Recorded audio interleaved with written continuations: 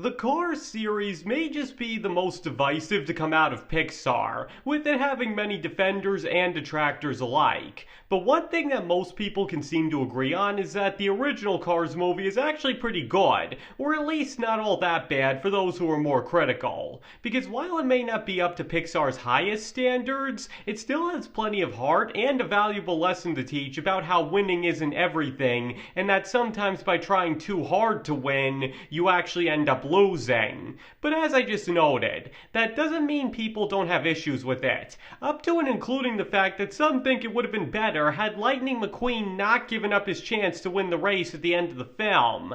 And today, I'd like to argue why Cars' ending is actually a great one and how the movie wouldn't be nearly as good without it. And there will obviously be even more spoilers ahead, so in case there's anything else about this movie you don't want ruined, you really should consider clicking away now. This will be your only warning.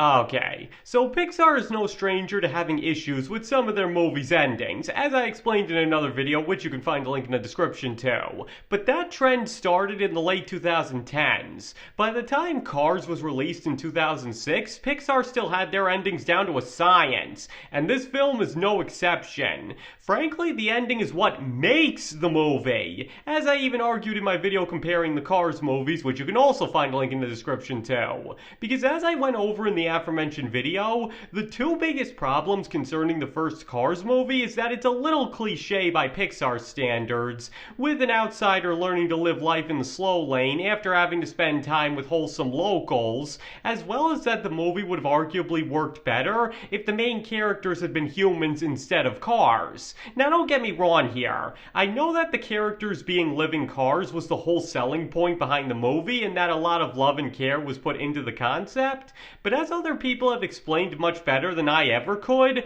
the problem is that they don't really do anything with that idea. There's no real in-story or thematic reason for the characters to be cars other than just because, with the narrative still being able to work more or less just as well if regular people were put in their place. It's not like Toy Story where there are reasons the toys are toys, or that the monsters are monsters in Monsters Inc., or that they're fish in Finding Nemo. With Cars, they're talking cars simply because it's cool and for no other reason, and some would argue that it takes away from the story rather than adds to it. Now, contrary to what this might look like, I'm not actually trying to dunk on the original Cars movie here. What I'm instead trying to do is show everything that it has working against it in order to demonstrate why the ending is such a great and powerful one. Because as I already noted, Cars tells a story we've all seen before. Lightning McQueen is determined to win no matter what, to the point that it defines his whole life. But after ending up in Radiator Springs and seeing how fulfilling the simple life can be, as well as the pitfalls of the success he so craves when he finds out just why his biggest idol's career came to such an abrupt end, he ends up reevaluating his own life and realizes that maybe there are more important things in life than winning. This much is true of countless other films that want to impart the same message. But where it manages to stand out among the rest, and what arguably makes it a better film than most, is in how it goes about showing just how much Lightning has changed and truly learned those lessons. Because simply put, movies like this usually end one of two ways. Either the main character gives it his all and still ends up losing, but now they're okay with it because they've learned that there's more to life than winning, or they do end up winning and are either still happy about it, but aren't as fulfilled as they thought because now they have more important things in their life, or it doesn't bring them any joy for more or less the same reason. Now when done right, such endings can and most definitely have worked. But the problem is that by this point they've come to be expected, and thus don't usually pack the same punch that they used to. And that's what makes Cars' ending not only different, but much more emotionally fulfilling at that, because it opts for neither of these endings and instead goes for something that's tied a lot more directly to the characters and the general themes of the film.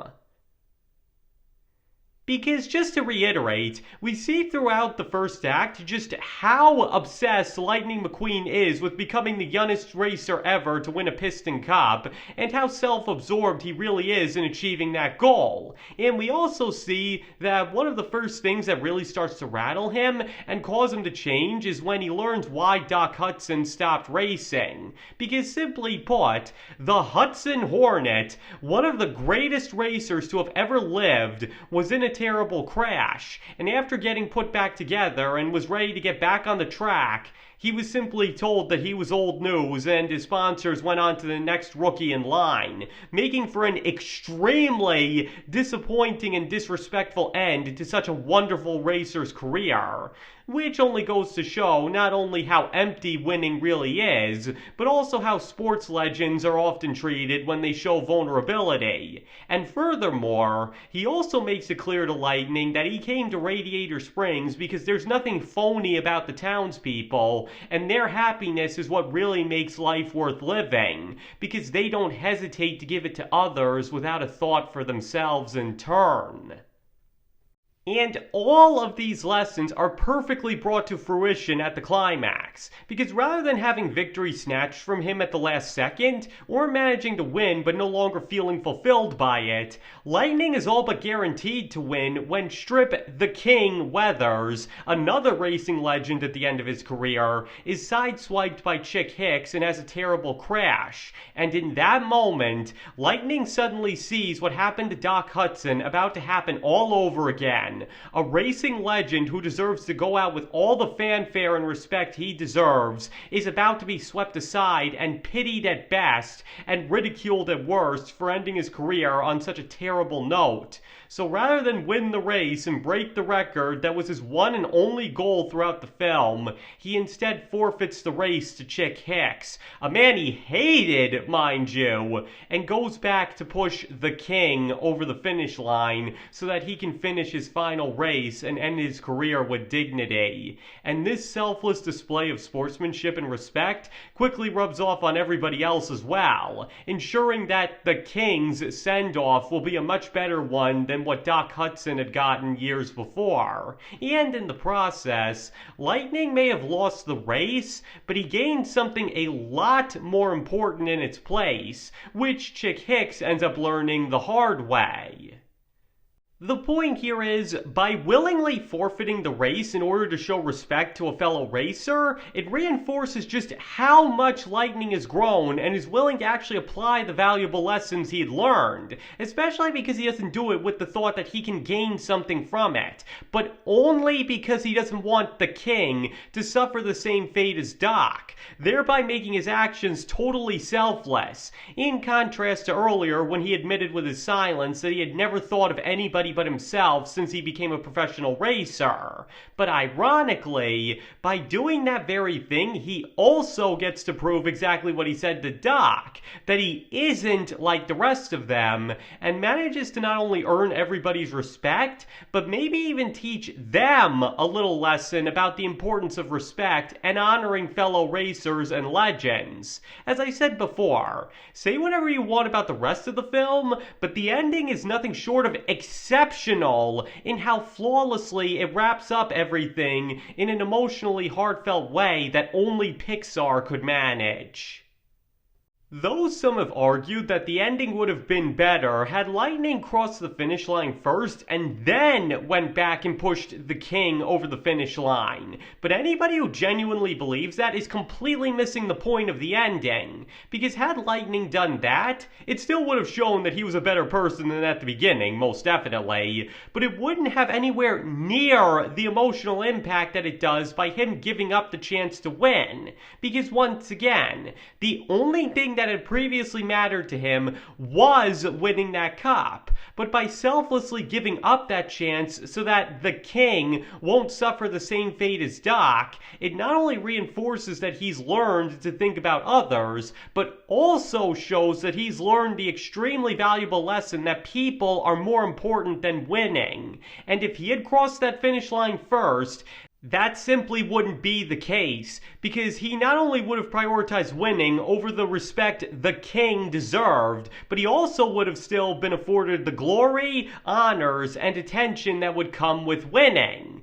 But by that point, none of that mattered to him anymore because it wasn't about him. It was about the king. And that's what really shows that he learned his lesson. Because he knows he'll have other chances to win. And what's most important in that moment is that the king finish his last race with dignity. As I just said, the fact that he gives up his chance to win is not only the whole point, but what makes it so emotionally fulfilling in the first place. Frankly, to have him cross and then push the king over would have been a terrible ending.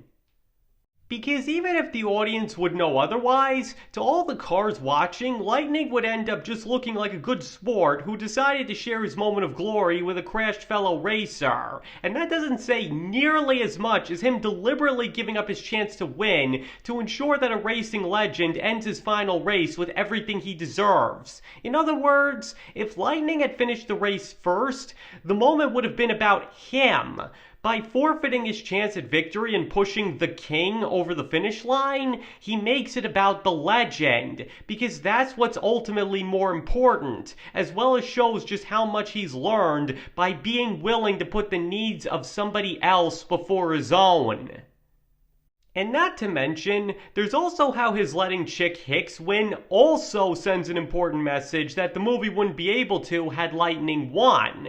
Now, I briefly touched on this in my video on Disney villain defeats, which you can also find a link in the description too. But to go over it again, Chick Hicks is everything that Lightning McQueen would have become had he never ended up in Radiator Springs and learned the lessons he applies in this scene. Because Chick Hicks is simply a self-absorbed bully who's determined to win at any cost, but especially against the racer who had kept him from his precious cup for so long, and shows just how far he's willing to take it by deliberately sideswiping his rival and not even glancing back when he ends up seriously hurt.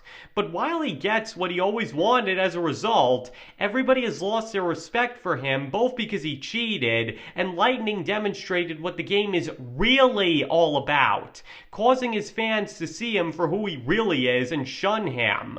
So in the end, he got the cup he so desperately craved, but that's all he has, and he quickly finds that it's not very fulfilling. In other words, the movie manages to hammer home the point that winning is meaningless if that's all that matters to you by letting the villain actually win the race, but then show how it ultimately means nothing as a result, because he may have won the race, but he also destroyed his life in the process because that was all that mattered to him. While Lightning opted to lose the race, but won everybody's respect by selflessly thinking of a fellow racer and letting him finish his career with dignity. Honestly, as a man who's actually written books and would like to think he knows quite a bit about storytelling, I really can't think of a better way to end the film. It just ties into the themes and lessons it tries to teach so perfectly that it alone can make up for the rest of the film not being quite up to Pixar standards, because that ending is. It's both unpredictable and totally emotionally fulfilling at the same time, which is what all of their best movies manage to do. It takes what was up until that point a pretty standard story and manages to make it exceptional by totally committing to what it was trying to say in the most emotionally fulfilling way possible. And that should frankly be the goal of any writer when telling such a story. And just to give a more hands-on example of what I'm talking about here, just compare Cars' ending to Planes, because simply put, Cars' ending is exactly what Planes lacks. Absolutely everything that one would expect to happen here happens with no variations. The villain goes too far in trying to sabotage the hero, causing his fellow racers to lose their respect for him. His grounded mentor flies again to help him out, the villain gets a humiliating defeat, and the underdog hero wins the race after being told the whole movie that he couldn't. Again, it's so by the numbers and predictable that many an audience member has been known to resent it for that very reason, because it's all cliche and no heart. But in Cars, despite not telling the most original story, it's still able to stand on its own merits by committing to what it's saying and not having Lightning win or lose the race, but instead forfeit by doing what he had never done in a race before, which was think of somebody other than himself. Again, it's the fact that it's able to put such a creative and heartfelt spin on a cliche story and make it feel completely organic on top of that that makes Cars' ending fantastic where Planes is not. As I already said, the ending to the original Cars movie is frankly so great that it elevates the rest of the film because it's just that dang perfect. It flawlessly ties into the themes of the film while also making for an emotionally fulfilling climax that only reinforces and reiterates everything Lightning had learned. There couldn't have possibly been a better way to end the movie, and anybody who argues otherwise is completely missing the point. Because it's ultimately not about winning, but that people show respect for each other and understand that human beings and the connections that can be formed with them are what's most important in life. And that ending perfectly demonstrates this by having Lightning give up victory for a legend, and then having Chick Hicks bear the brunt of everybody's hate, even though he technically won. It's an ending that easily ranks among Pixar's best, even if it comes from one of their weaker efforts all around. Alright, I think I've gone on about this for long enough. So now I'd like to hear your opinions. Do you believe that the ending to the original Cars movie was the perfect way to end the film, even if the movie itself wasn't the greatest? Or do you genuinely think that the film would have been better had it ended differently? Please feel free to let me know in the comments below. But please keep in mind that you don't have to agree with any opinions expressed in this video if you don't want to. You can absolutely hate the ending to Cars if you wish, and if you happen to think I couldn't have been any more wrong with everything I said, that is completely fine. And thank you all for watching. I greatly appreciate all of it. And I hope to see you all next time.